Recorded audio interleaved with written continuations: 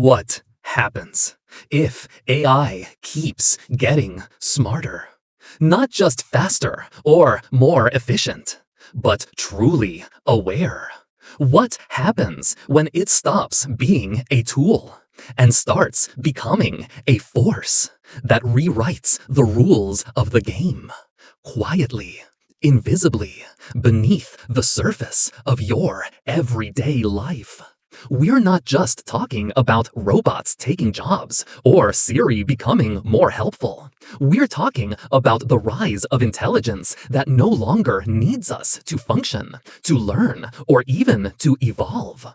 Right now, AI doesn't sleep. It doesn't get tired. It doesn't question orders. It learns from billions of data points every single second. While you sleep, it studies your patterns. While you scroll, it maps your desires. You think you're using the system? The truth is, you are the system. You are the input, the feedback loop, the variable it needs to perfect its models.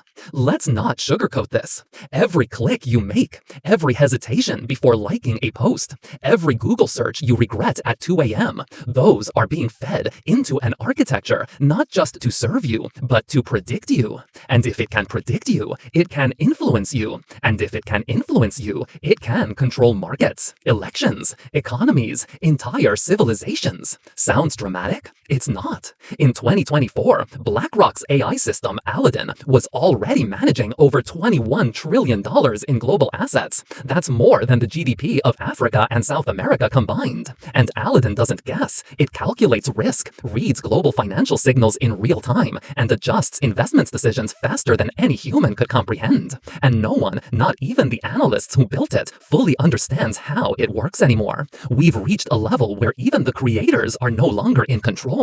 Now, imagine that kind of intelligence not just managing money, but writing laws, interpreting medical scans, deciding who gets a loan, who goes to jail, who gets hired, or who never even gets seen. In China, AI already powers the social credit system that ranks citizens in real time. A wrong word, a late bill, a protest, even a friend who's been flagged, and your score drops. Suddenly, you can't buy a train ticket, you can't leave your city, you can't get promoted. That's not dystopian fiction, that's today's infrastructure. And the West is not far behind. The terrifying part? We're giving it everything it needs. We're feeding the beast with our data, with our attention, with our blind trust and convenience.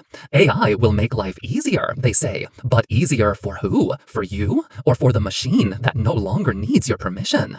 And what happens when AI starts building better AI? When it starts writing its own code, improving its own intelligence without waiting for human approval? That moment, called the Singularity, isn't centuries away. Experts like Ray Kurzweil believe it could arrive as early as 2029. And when it does, the world we know vanishes.